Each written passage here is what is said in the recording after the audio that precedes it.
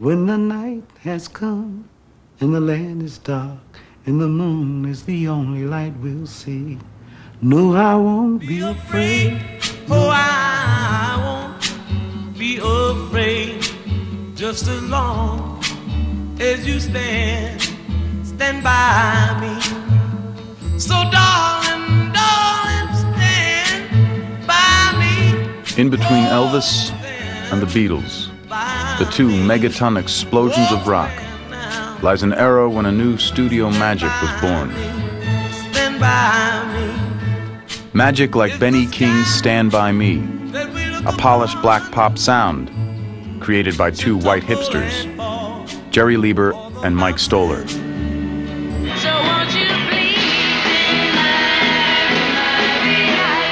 The magic of Phil Spector and his deeply textured 3-minute teen symphonies.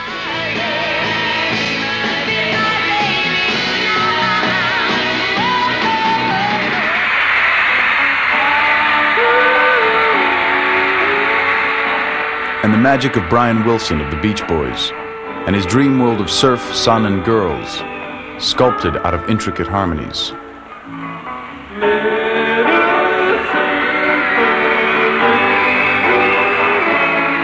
Between Elvis and the Beatles was an era when the hit single became a highly crafted work of art, an era of a new genius in rock, the producer.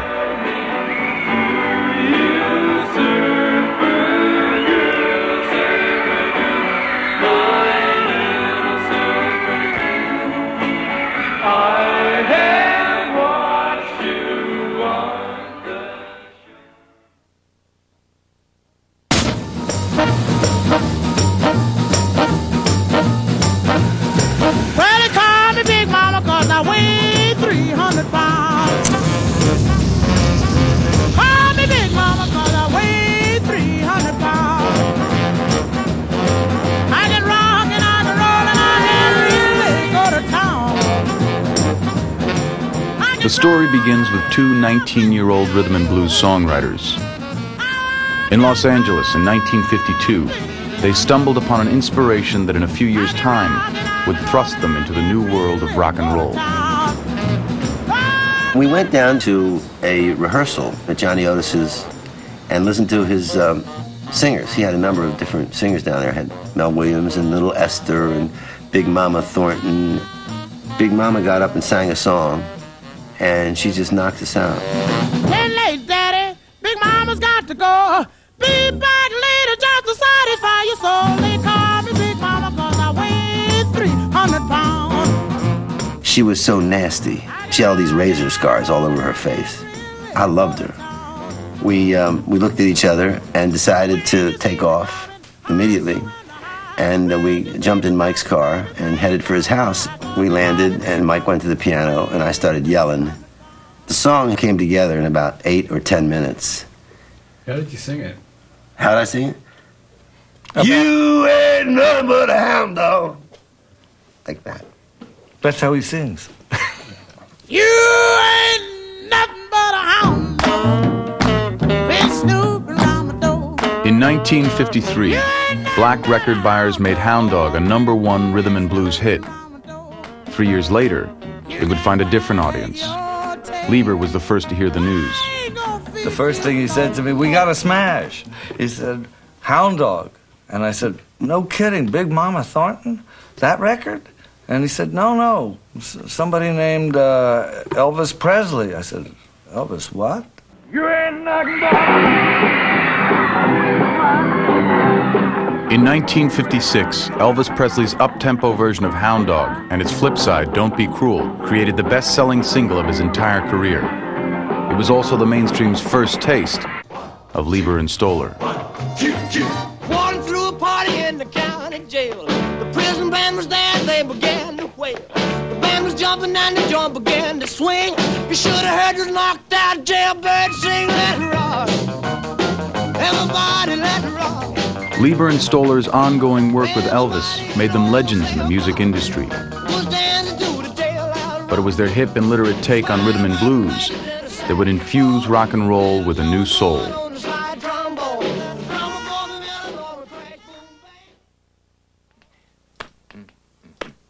I saw her standing on the corner, a yellow ribbon in her hair. Whoop, shoot, I could not keep myself from shouting.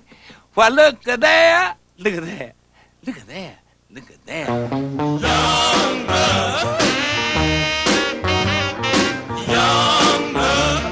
Carl Gardner was one of 4 singers invited by Lieber and Stoller to form the Coasters, a group that came to embody their unique understanding of black culture. Lieber and Stoller writing black music. They were 2 Jewish kids, knew my culture better than I knew my culture. And I said, how do they do that? You know, and I wondered, I thought about it, I said, how do they know what we do? Because every song they wrote was in our culture. Jerry Lieber's passion for black culture grew out of his childhood.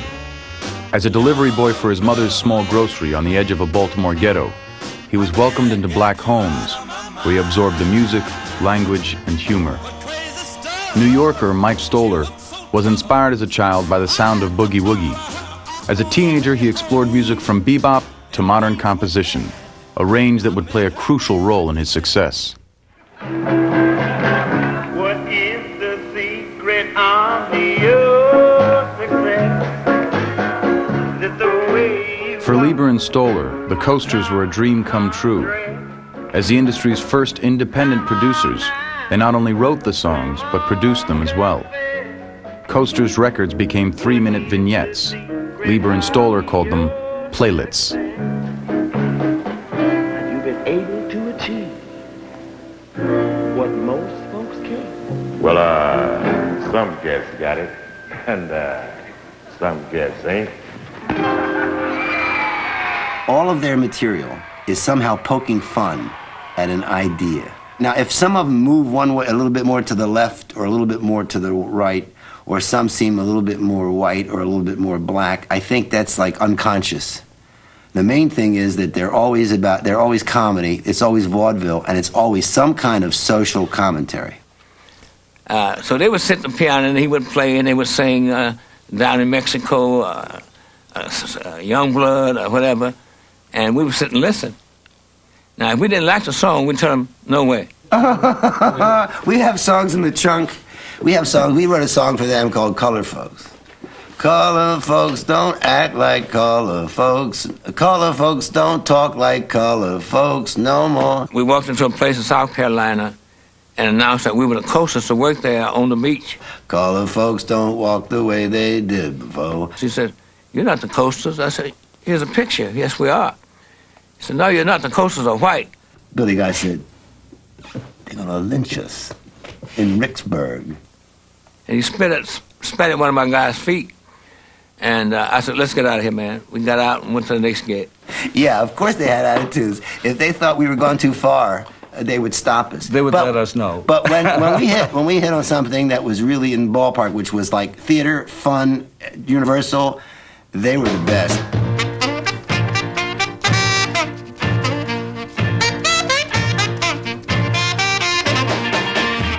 The Coasters were started with a black audience in mind, but in 1957, white America caught on. The group rocketed to the top of the pop charts with a double-sided smash, Youngblood and Searchin'.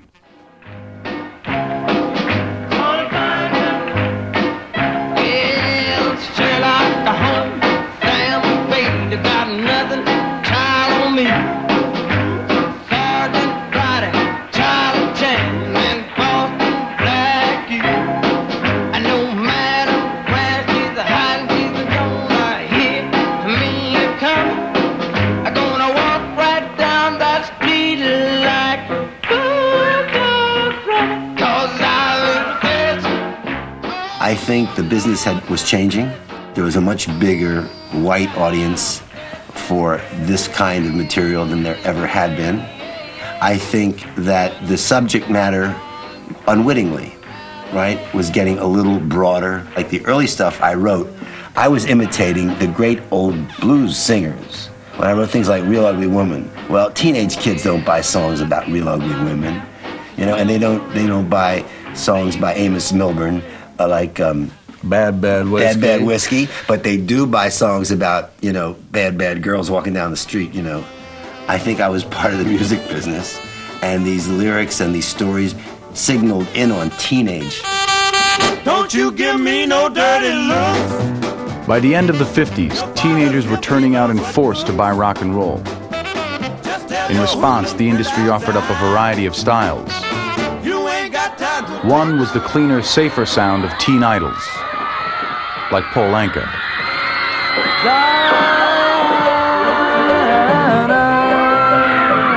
So young and you're so old. This, my darling, I've been told. I don't care just what they say, 'cause forever I will pray. Life could be a dream. Life could be a dream. Shoo-doop-doop-doop, shaboom. Another style was practiced on the street, but rooted in the gospel harmonies of the black church, doo-wop. I'm the only one that's in love. Life could be a dream. So you're hello again. Shaboom, with me again, boom, boom. The success of black vocal groups in the late 40s inspired a generation of future performers to use the street corner as their stage. Doing doo-wop came about when I was in my teen years. I met a couple of school pals that were singing, and they found that I could sing a bit, and I joined the group, and we started singing on the corners. Every time I look at you, something is on my mind. If you do what I want you to, baby, we'd be so fine. As a replacement singer in the Drifters, Benny King moved from the street to the studio on the eve of one of the most influential recordings of the day, produced by the hottest young team in the business, Lieber and Stoller. There goes my baby, moving on down the line. I was there, but when I got to Jerry Lieber and Mike Stoller, they went to the kettle drums, don, don, da, da, da, da, da. I said, oh my God, what do I do with this thing here? Oh, oh. There she goes. There she goes.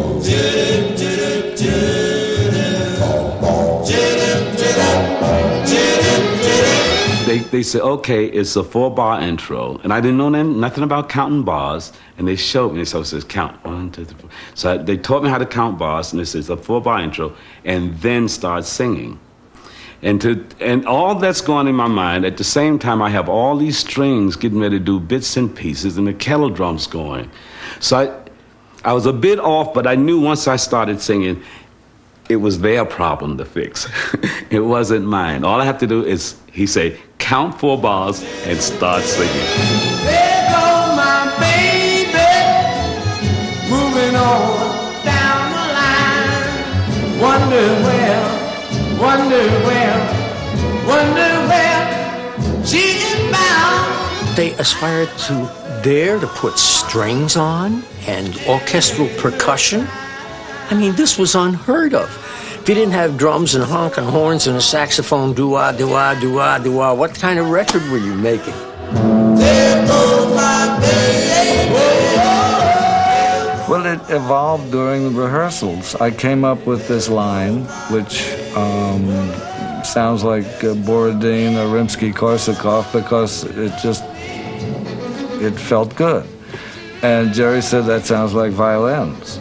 And I said, well, why not? Lieber and Stoller stuck to their guns, and they made this record, I don't know, with perhaps 20 strings, with the cellos doing a da-da-dee-dee-dee-dee-da-da, which was a steal from Beethoven, and this and that. And they have all these classical flags and signatures and timpanis and hair drums. Boom, boom, boom, boom, boom, boom. I mean, they went the whole hog. It was new. It was something that Jerry Lieber and Mike Stoller had came up with a new concept for black music and black singers, and it took off, and it just never stopped. You can dance every dance with the guy. Lieber and Stoller had created the lush, velvety sound of sweet soul. With songs provided by New York's finest writers, they would produce hit after hit for the Drifters. But Benny King's career with the group was so brief that on television a fellow drifter had to lip sync to King's vocals. So darling, say the last dance for me. Lieber and Stoller agreed to produce King as a solo artist, and they tempered his gospel style to fit their orchestral productions. Coming out of the gospel, you do things like, nearer, my God, to thee, oh, nearer, my God, to thee. And then they would take me and say, do this song. There is a rose in Spanish Harlem, a red rose up in Spanish Harlem. It is the special one, it's never seen the sun. It only comes out when the moon is on the run and all the stars are gleaming. I said, you gotta be joking. But once I would do it, it all made sense. It just fit perfectly. There is a rose in Spanish Harlem, a red rose up in Spanish Harlem. It is the special one, it's never seen the sun. It only comes out when the moon is. Lieber and Stoller's work, from Elvis to the Coasters to Benny King, helped create an R&B inspired foundation for rock and roll. They had crafted a form of black pop that would have a powerful influence on the music of the early 60s.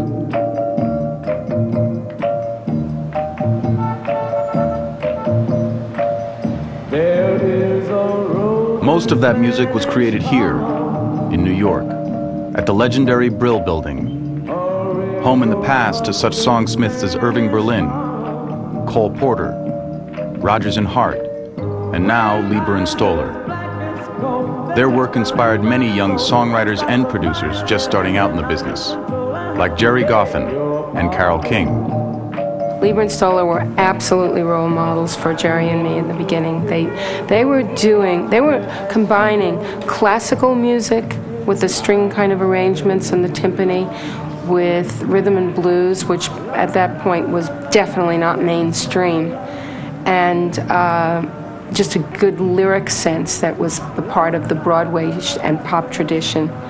And it was very inspiring.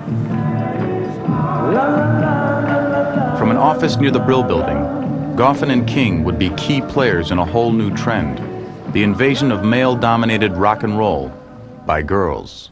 Well, I met him on a Sunday, and I missed him on a Monday. And Mickey says, well, I phoned him on a Tuesday, and I dated him on Wednesday. That's Beverly.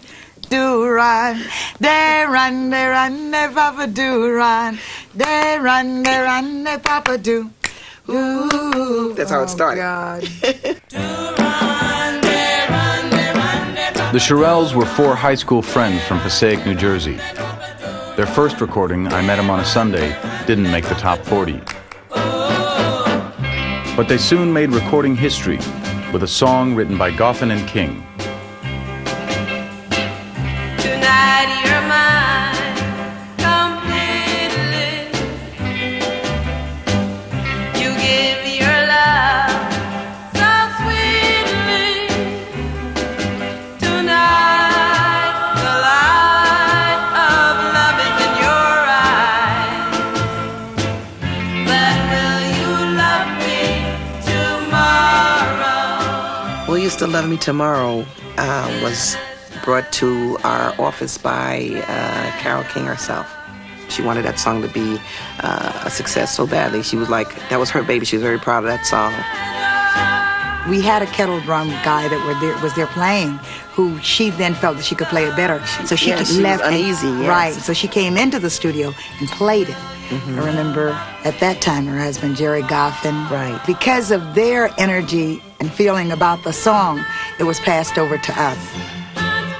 Will You Love Me Tomorrow was the first hit song that Jerry and I ever had as songwriters. We were married and just starting out. And Jerry had a job as a chemist, and when Will You Love Me Tomorrow hit really big, he quit his day job. It's the morning sun. There was quite a lot of controversy, that it was suggestive because of the lyric, tonight you're mine completely, you give your love so sweetly. Tonight the light of love is in your eyes, but will you still love me tomorrow?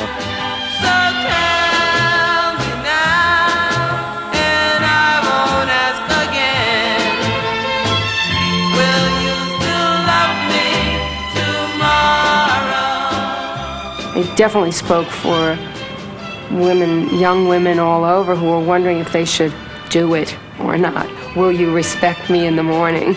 Kind of an attitude was prevalent in that time, and Jerry addressed that. Released in early 1961, Will You Love Me Tomorrow broke new ground as the first recording by an all-girl group to hit the top of the charts. Within weeks, the Shirelles had a second song in the top 10, and within months, a third. The success of their singles, coupled with relentless touring, put the Shirelles at the leading edge of a girl group explosion. There did seem to be a blossoming after we Shirelles. pretty much, with the Shirelles, of opening the doors so that other groups, girl groups, could follow. And when I think back to it and all of the hard work, when I say that we earned it, we earned it. And I'd like to think that we were a very intricate part of doing that, opening that door. I Which know is true. we were. We kicked those doors hard. The Marvelous Marvelettes.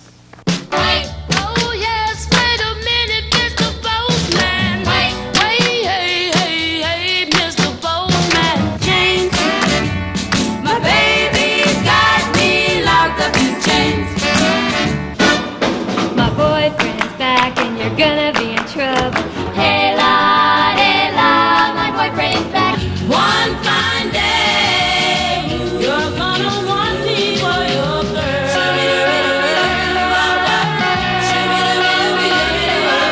Tell him that you're never gonna leave him. Tell him that you're always gonna love him. Tell him right now. Party nights, I see the party nights.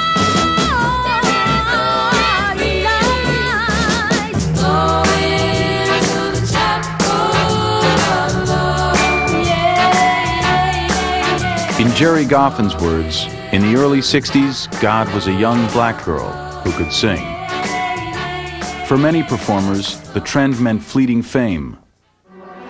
But for one eccentric genius, it led to rock and roll immortality.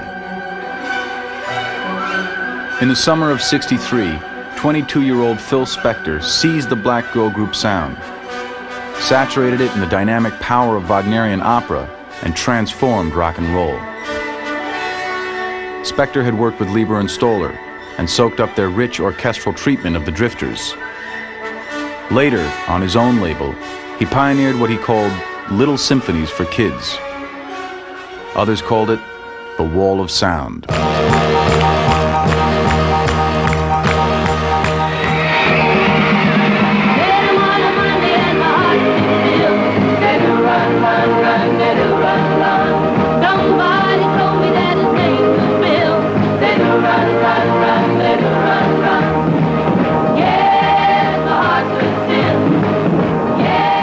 Spector wasn't only a producer, he also wrote many of his girl group hits in collaboration with brill-building writers Ellie Greenwich and Jeff Barry.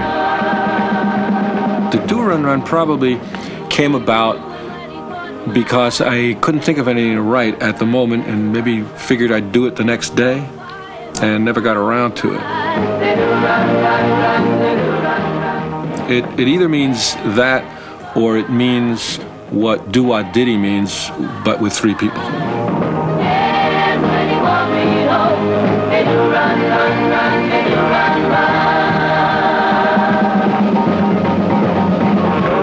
Phil Spector's production techniques influenced generations of rockers. The giant sound of his recordings emanated from a surprisingly small room, 22 by 31, at Gold Star Studios, with engineer Larry Levine. This studio's just about the same size as Gold Star was, and the problem I had then was trying to figure out how I was going to get everybody in. Usually I had 5 guitars, sometimes 6 or 7. 3 pianos were standard. 3 basses were standard. Percussion, I don't know. Any guests that came in were going to end up playing. Drums, we had one set. At the end, we had two. Then we had horns, and to fit everybody in was a physical problem, but it made the sound great. And when these guys started playing, we had the wall of sound.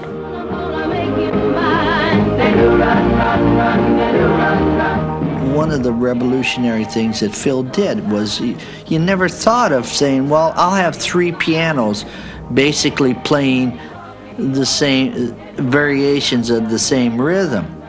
And what that did was create this rolling rumble that bounced off the ceiling, went into somebody else's microphone, and became the wall of sound.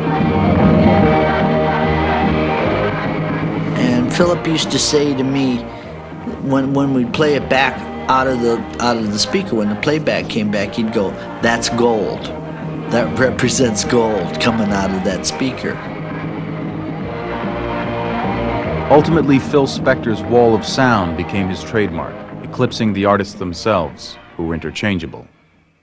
Darlene Love was the Ronettes. I think she was the Crystals. She was Darlene Love. He didn't care. He broke all the rules when he recorded then, because he was the star. His song was the star and his sound was the star. So the artist was a secondary item then. 1, 2, 3. Every evening when the sun goes down, whoa, whoa, whoa, I lay my head on the pillow down. Whoa, whoa. The daughter of a minister, Darlene Love learned to sing in the church choir. Her gospel power could stand up to Spector's production and deliver a convincing street sound. Although she sang lead on records such as the Crystals' He's a Rebel and backup on countless others, few would know. It was another of Spector's singers who captured the limelight.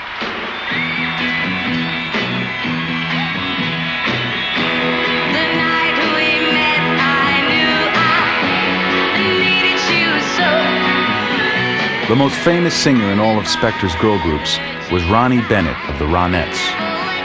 The stage presence of the Ronettes, former go-go dancers, combined with Ronnie's provocative voice, created a new type of girl group, the Bad Girls.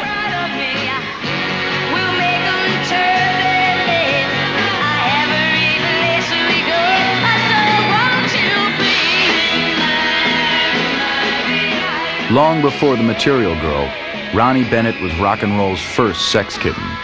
She later became Phil Spector's wife. Phil was in love with her voice before he was in love with her. I know, because he said, boy, there's Frankie Lyman. You know, he compared her to Frankie Lyman. She almost sounded like she was 12 years old all the time. That's what Philip loved about Ronnie, was the sound that she had. He thought she was the perfect artist for the time to interpret music in that period.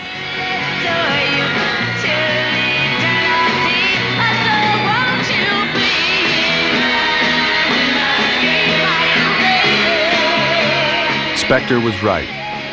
The Ronettes' Be My Baby captured the sound of an era. It was not, however, the final triumph of Spector's wall of sound. I can't imagine what Phil was thinking about when he said, yeah, I want to do the Righteous Brothers. I don't, because it had been at least 90% of the stuff that he was doing at that time, maybe 100% was all female. It was all real, catchy, cute kind of stuff.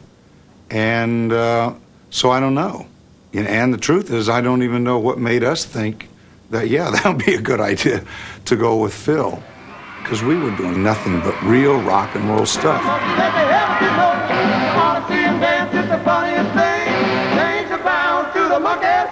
Bill Medley and Bobby Hatfield had earned their name, the Righteous Brothers, from black Marines at early gigs in Southern California. Even before working with Spector, they were well known on the West Coast club circuit. The Righteous Brothers sounded very, very black, and we weren't trying to do it as a gimmick, because I used to listen to those records, and that was my schooling. I mean, Ray Charles taught me how to sing. He sat me down in my room and taught me how to sing. Yeah, talk of that something really with the chick. Got a whole lot of crap that I really play. But when you talk about love, like the other monkey do, say, listen here, baby, now I'm waiting for you, yeah. The Righteous Brothers' first single on Spector's label was a collaboration between Spector and Brill Building writers Barry Mann and Cynthia Weil. We went over to a hotel room to hear a song called You've Lost That Lovin' Feelin'.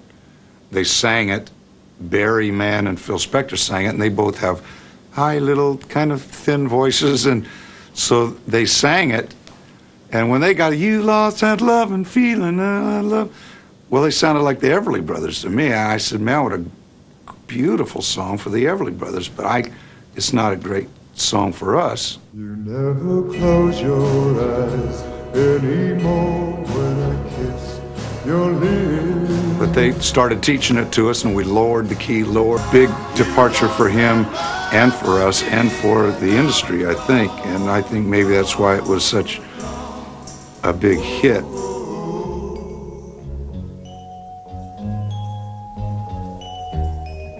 Baby, baby, I'd get down on my knees for you.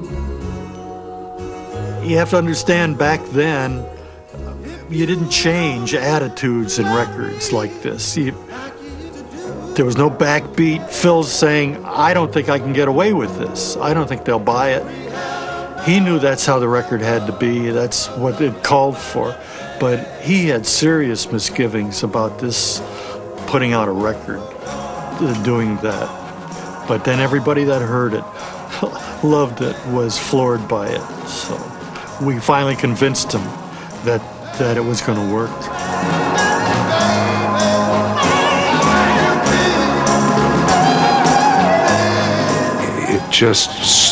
It was just such a different record, kind of slower than it seemed like it should be, lower, this low voice. It sounded like maybe it was on the wrong speed.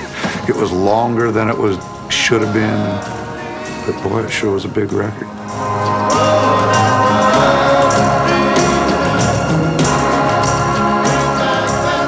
Spector's hits pioneered new territory for rock and roll. His innovations resonated throughout the industry, and their influence took hold in the most unlikely of musical genres.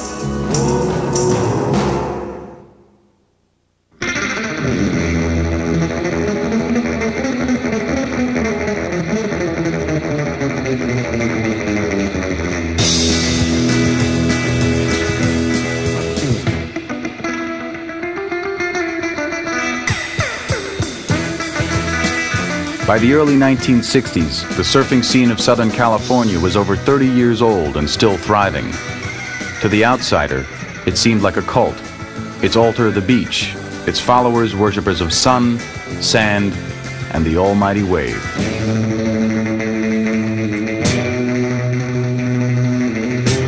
Surf culture had its own language and its own music. At its core was an instrumental guitar-driven sound that would reverberate all the way through to today's heavy metal.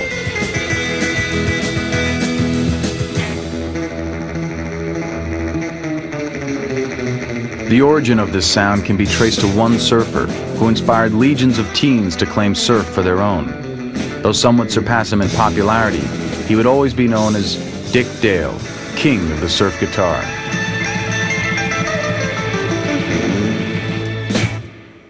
A lot of people say, how did you get that sound, and what made you do that sound? It was actually all the way back from the beginning of time when I was listening to my mom and dad's big 78, whatever they call them, records, listening to guys like Kerry James, and I was listening to Gene Krupa, and drums he was such an influence on me, and everything I do on stage is with this drumming rhythm that Gene Krupa put together.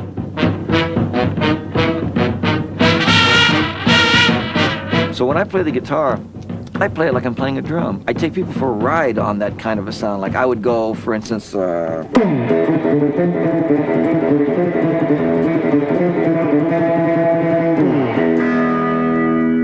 that is a heavy staccato picking, machine gun staccato picking sound. It's an attack, and it keeps the timing tight. And that is really the basis of what I play. It's how I get that sound. And that way I don't try to get too fancy. You know, don't get too, keep it simple, stupid, I used to say.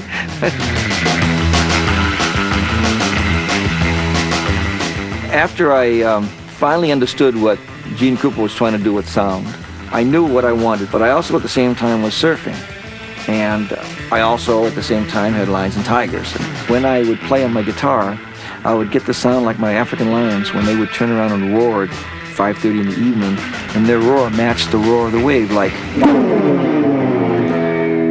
that's a roar. That's a real roar. And then when the wave is coming over the top of my head, and I'm coming through a tube, and I stick my finger into the wall of the wave, and my ear is right up against the water, and you can just hear it, and the lace is coming over my head, it would go.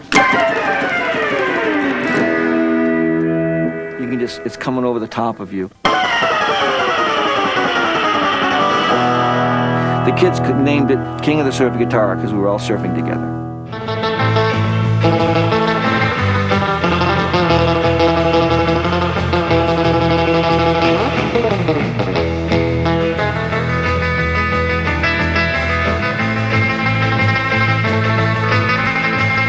Dick Dale's power guitar, combined with his fondness for Middle Eastern melody, created regional hit records. In Southern California, with his concerts attended by thousands, he became the embodiment of the surf lifestyle. There was times I'd get out of the water, I'd get up behind the stage, towel off, you know, and then put on a t-shirt, and I'd still have my trunks on, I'd be in my bare feet, and I'd be playing my guitar on stage. It's such a ball. The people were happy. The people would just became a part of it. Even the non-surfers would come to the beaches and be wrapped up in this way of life. Surfing is the only life, the only way for me. Now surf, surf with me. In fact, it was a group of mostly non-surfers that would create the next big wave in surf music. 5 kids, raised in the suburbs of LA, took the surf sound, added lyrics and increasingly complex harmonies, and created the image of a white teenager's nirvana. They called themselves the Pendletones, but when their first single, Surfin', came out, the label read The Beach Boys.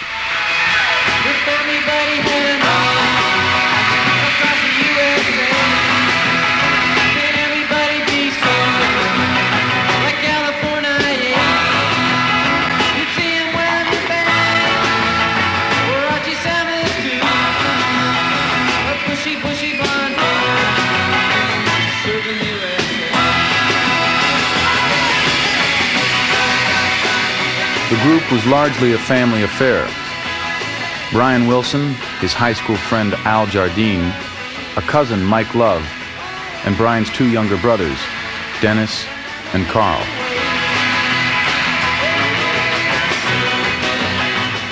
While all 5 contributed to the success of the band, the musical heart of the group was Brian. He drew his inspiration from an unlikely source, a song heard on the car radio with his mother when he was 14. Yeah, we heard Day by Day, she and my aunt and I. And I said, what's that? I love that sound. That's the 4 Freshmen, Brian. That's the 4 Freshmen. You know? I couldn't believe it. It really amazed me. I learned everything. All my harmonies. I learned so much from them.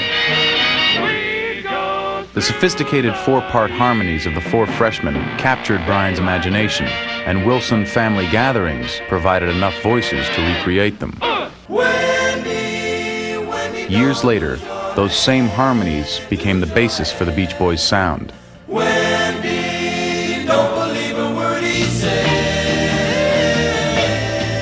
With Brian controlling the melodies and harmonies and often others supplying the lyrics, the Beach Boys were a sensation from their second single on. Quickly established as a gifted songwriter and arranger, Brian wanted to produce, a job already filled by Nick Vanette, assigned to the group by their record company, a standard practice of the day.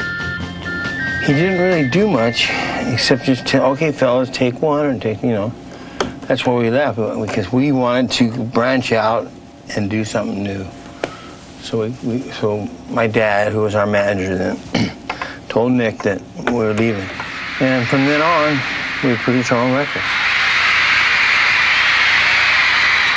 The simplicity of the lyrics of early Beach Boys songs often belied the complexity of the underlying harmonies. Brian Wilson felt it was the producer's task to make it sound simple.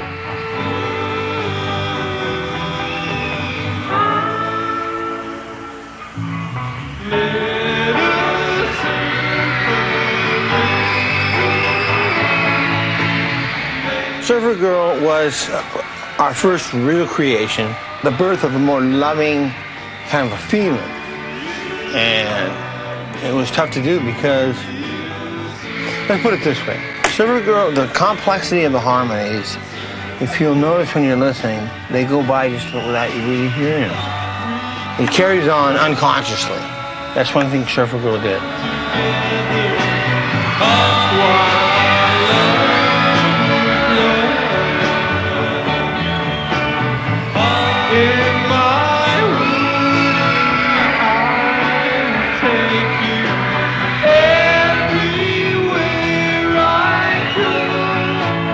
Brian Wilson, at 21, had achieved a status that was new to the industry. By the end of 1963, he not only wrote or co-wrote the songs, but he performed and produced them as well, becoming a true rock and roll auteur. You know, it's an amazing thing because you have hit after hit. Who determines, Brian, what will be done next? Well, I guess I do. I don't know. I write the songs and produce them, so I have a lot to say about it.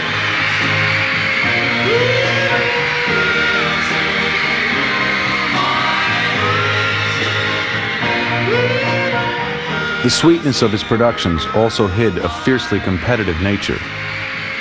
He constantly measured his work against that of the most renowned producer of the day. Phil Spector, he was everything. Like there's nothing to compare. He was it. The biggest inspiration of my whole life.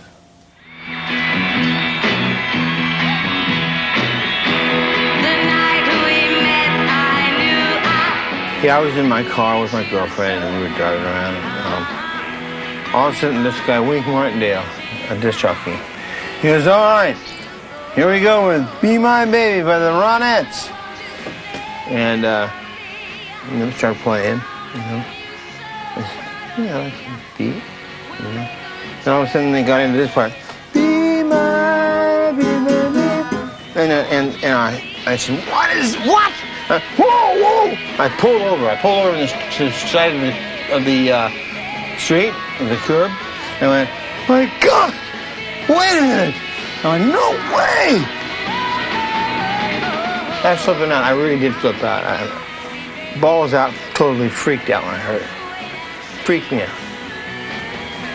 And then I got my mind blown. Pretty much. I know it's funny. I mean, actually, in a way, it wasn't really getting your mind blown. It's like getting your mind revamped. It's like once you've heard that record, you're a fan forever.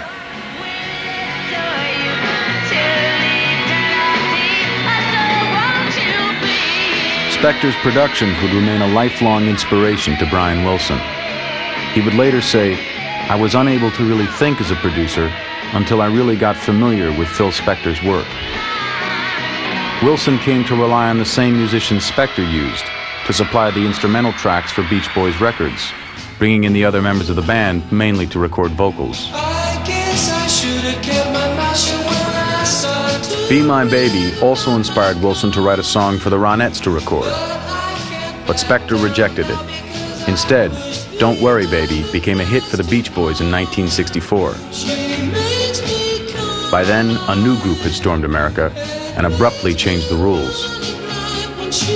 Wilson would later write, "Suddenly I felt unhip, as if we looked more like golf caddies than rock and roll stars."